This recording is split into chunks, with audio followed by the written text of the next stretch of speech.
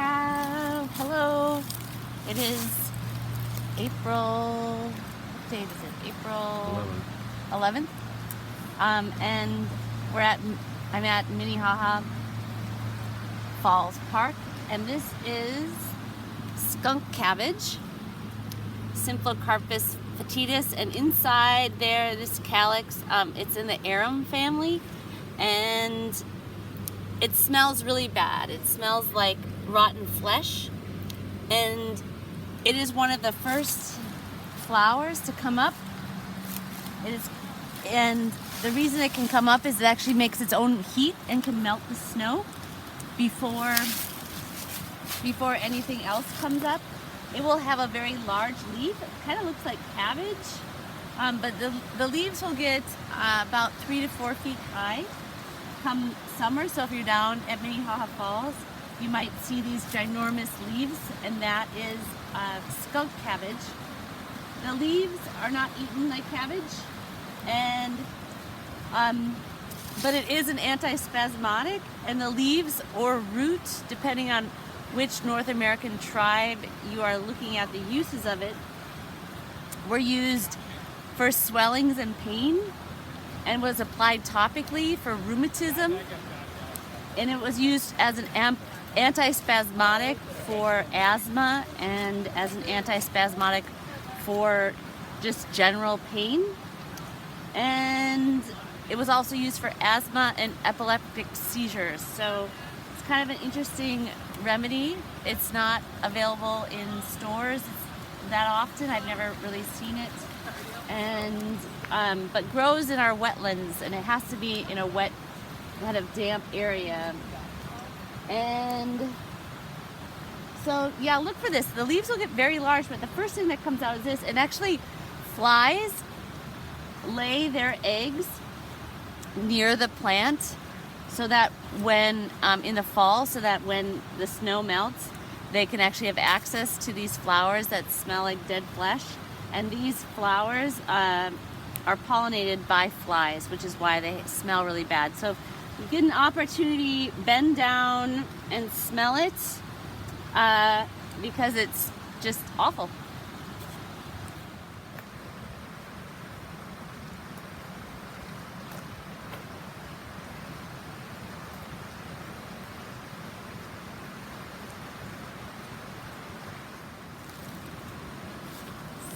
Here we have a few things. One that is the first one that we can see here is bloodroot, or Sanguinaria canadensis. It's a cute little white flower. It's one of the first flowers in spring. And this has become somewhat of an endangered species. It's a plant that's at risk because because of loss of habitat and some overharvesting, but mostly loss of habitat. And bloodroot is called bloodroot because if I were to dig up a root and snap it, it actually looks like a finger bleeding inside. And it is very caustic. And so although it was used internally for coughs and as what they would say a tonic, or to get the stomach started, it actually will burn the whole throat. So we don't generally use it internally anymore. It was also used as a love charm and love medicine to bind two people together. So it has, it's just a really sweet spring flower. There's lots that grows in near Minnehaha. The other one that we can see, I don't want to step on anything, is here. And this is wild ginger, or Asarum canadense. And it has a flower here. It is beetle pollinated, so the flower opens up on the ground. And you can see here is the root of the plant. And when they start coming up, they look like little viper's heads or snake heads. So it looks like a little snake with like a viper's heads, and they start opening up.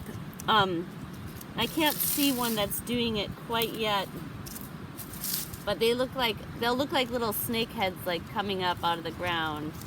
And wild ginger is a very hot plant, and The roots have been used.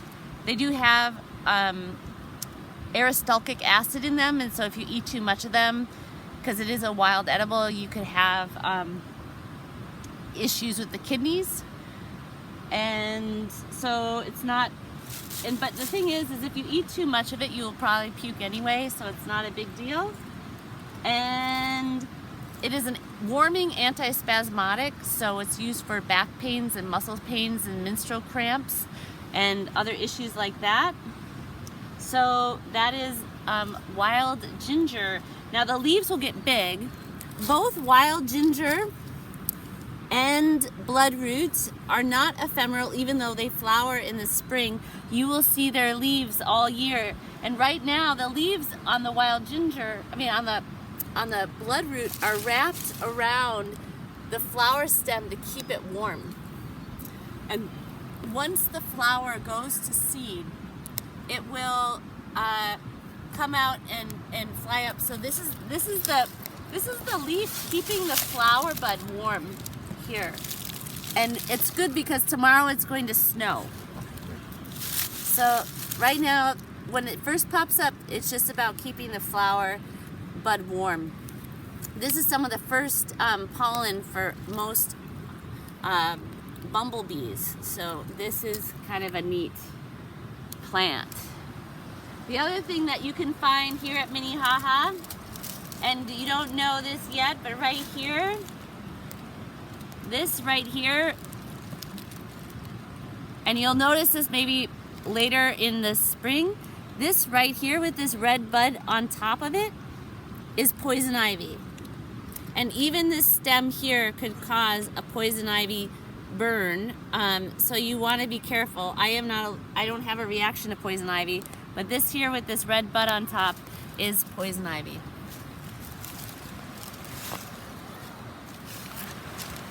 Here we have another spring wildflower, and it's called false rue anemone, and they changed the name on me, so I have to look it up. The Latin, it's Enemion biturnatum, and that is the new Latin, the Enemion. And it is just a spring wildflower. There's also rue anemone, there is meadow rue, there's lots of different rues that grow in the spring. They do die back once the leaves are on the trees, so they do die back.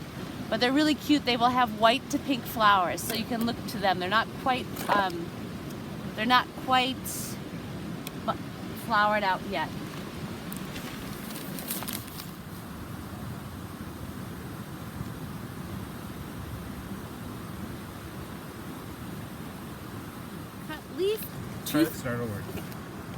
Here we have cut leaf toothwort. Right here, it's going to have a yellow flower. There's also a two-leaved toothwort, but this one is the cut-leafed variety. It is in the mustard family, so it's very hot. If you were to taste it, it tastes like mustard. And the Latin is Cardamine concatenata.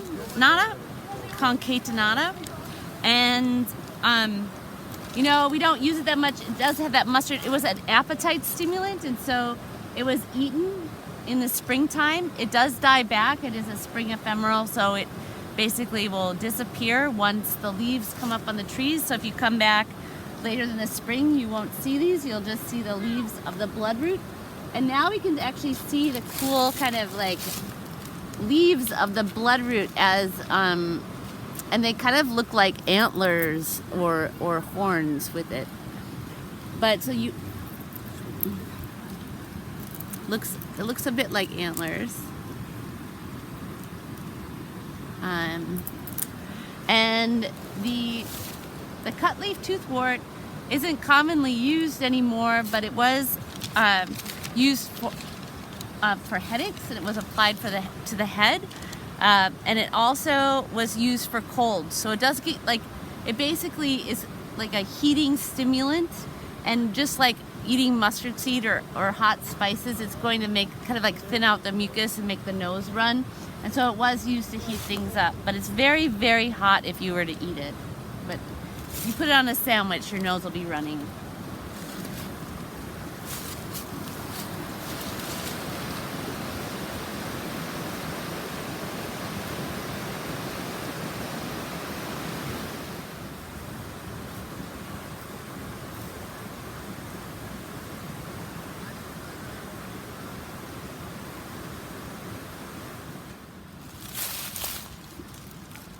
Here we have another spring ephemeral that lots of times will blanket the woods, and these are called trout lilies. The Latin is erythronium. Now I don't know if these are the yellow or the white trout lilies until they have a little flower that comes up, and they, you know, they call them trout lilies because it kind of looks like the skin of a trout. And now I have my whole list. It is another hot plant. A lot of the plants that grow in the spring have heat to them, partly because they need to stay warm, and so they have chemicals in them for heat. And these were applied, either the root or the leaves were applied for sores that don't heal because they have a stimulating property to them. And squirrels and bears eat the corms, so if I were to dig up the roots of these, there'll be like a little bulbous corm on it, and tribes would save that and dry that and have it in soups and stews as kind of a tuber for the winter, but you could eat it fresh. And so it's hot and spicy, and it was also used to pull out slivers. The root was mashed up and basically treat old wounds, and here we have ramps again, same as in my yard, but this is at Minnehaha Falls. So you can see they look like the bunny ears.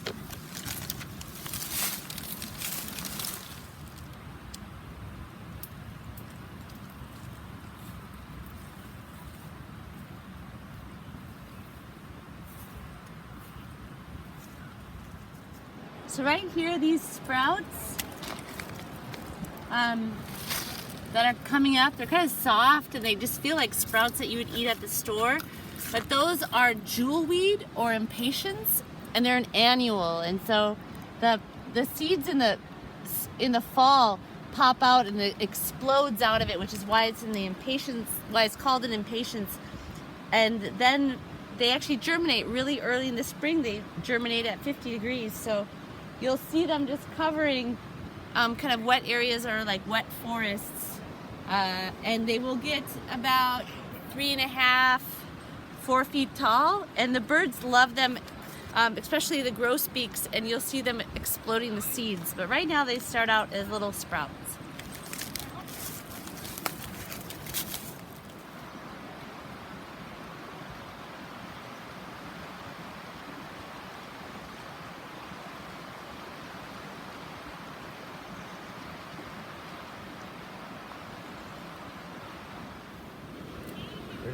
So here among the skunk cabbages in the wetland is this cute little purple stemmed plant that looks a little bit like celery maybe to some people. And this is Angelica archipurpurea, which is the native Angelica that grows in our wetlands here. This plant could get 9 feet tall, and it is a biennial, so this year this is going to grow up tall and give off its seeds. And then last year it just probably had just a little bit, you know, like 3 leaves on it. So, and this was actually the plant that made the scent for Aqua Velva, which is a aftershave that was used since like early 1900s, and this was the scent for it. It is a blood mover. It is used for coughs. It's antispasmodic, and my favorite use for Angelica is for bruises or hematomas, and it basically moves the blood really well. So just a fantastic plant, but it grows in wetlands. So here we have the skunk cabbage, we have the wet There's a few more Angelicas throughout here, Angelica archipurpurea, and it is the root that is used. There's a big one over there, but it's the root that is used of Angelica archipurpurea.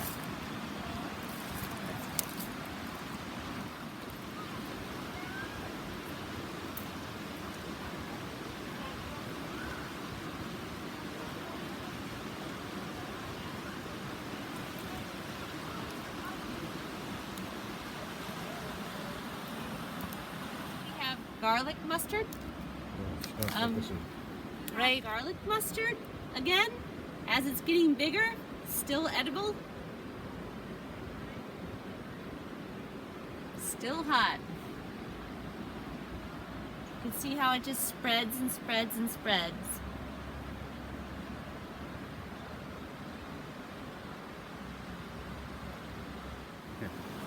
Here we have a really common one, but it grows in all natural areas, and it's dandelion. And dandelion, you can tell from the direction of the leaves coming, and they're going this direction towards the base. And then here's our little dandelion flower that is going to come up from the base. And of course, the greens can be eaten now. They're a little less bitter. And the root can be harvested. The root is more bitter in the spring. In the fall, it has more carbohydrates, and the carbohydrate it stores a lot of is inulin, which is good, which is a carbohydrate that doesn't raise blood sugar and actually lowers it. But there's the root will be more bitter in the spring, and I use it as a bitter, so I tend to harvest my roots in the spring. Next to it is what is called city avens, and it's a geum. It has astringent qualities to it. This is not necessarily used that much anymore, but it's called city avens. And coming up here, which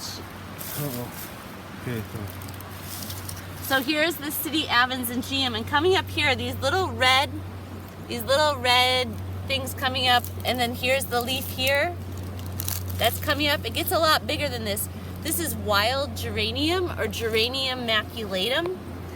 And the roots of these are harvested in June and used as a very powerful astringent that are high in tannins. And it was used to stop dysentery and save lives of colonists and settlers.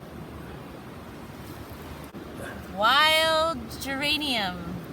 And it'll get much bigger. But right now, and it kind of grows as a ground cover.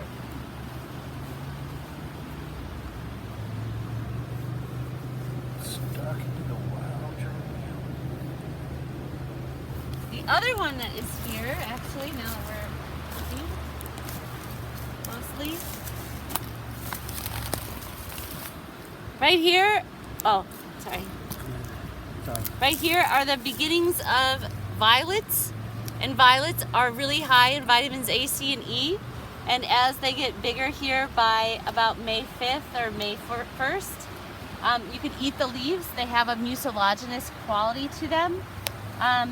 So if you're ever in the woods, I wouldn't maybe eat them at Mayhaw Falls, but if you're ever in the woods and your mouth is dry, you can chew on some violet leaves, and it's very helpful to just moisten up the mouth. And violet leaves are used to moisten the body, but you know, in general, it's a good wild edible. It does have, and the flowers are also edible.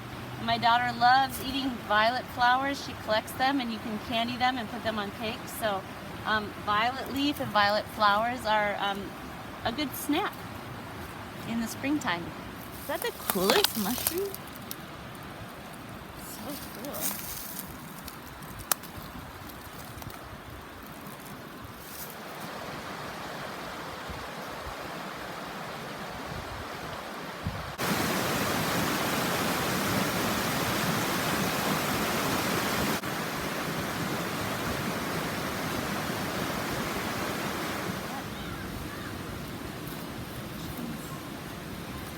This is what they call Dutchman's breeches.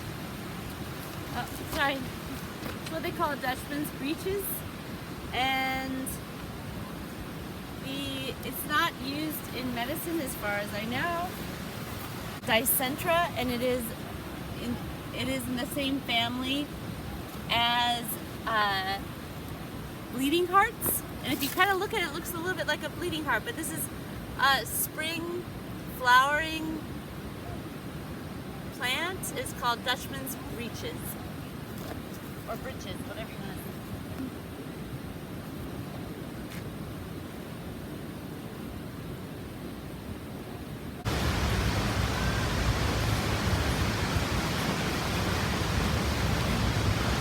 This is one of our many famous weeds, burdock, Arctium lapa. And this is the time of year you can harvest the roots. Of course, not at Miha Falls, but you can harvest the roots of burdock and cook them for one of your spring tonics. Tastes really good with sesame oil. And you just dig them up after a good rain. And they're a little bit easier to get up, but they have a rosette, and then it will put up a flower, and then it'll have those burrs on the end. So if you want to get rid of any burrs that are going to come up in your yard, you can eat it in the spring.